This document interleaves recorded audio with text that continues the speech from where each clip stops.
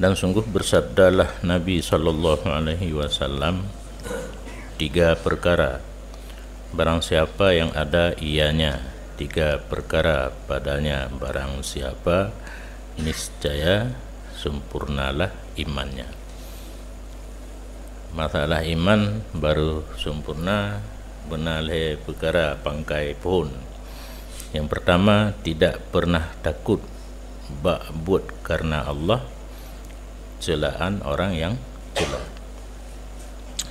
Menyanggup guna buat sabah buat karena Allah, karena agama, karena akhirat.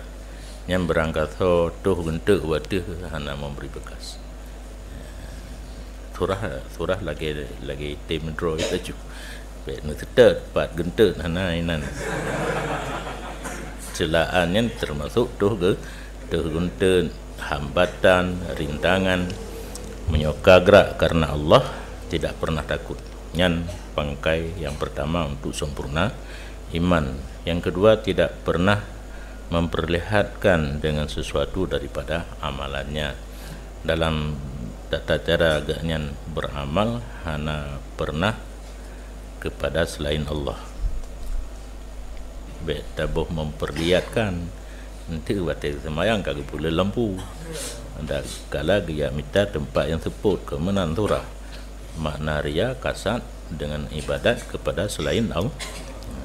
Kadang-kadang terjemahan katanya hana payah surah li 3 ngan surah, terjemahan 3 ngan surah. Tidak pernah mengkasat selain Allah dengan sesuatu daripada amalannya. Yang surah ria karena dalam terjemah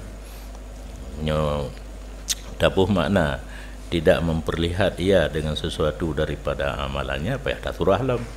Makna tidak memperlihat, tidak mengkasat selain Allah. Dan apabila datang baginya 2 buah pekerjaan yang bermula salah satu daripada keduanya itu karena dunia dan yang lain karena akhirat, mengutamakan ia akan akhirat di atas dunia. Mu'aradah pun yang gena puput jitim karena dunia, jitim karena akhirat. Yang dipilih akhirat. Yang ke lepo pangkai raya kan, yang but nalam untuk demi kesempurnaan iman.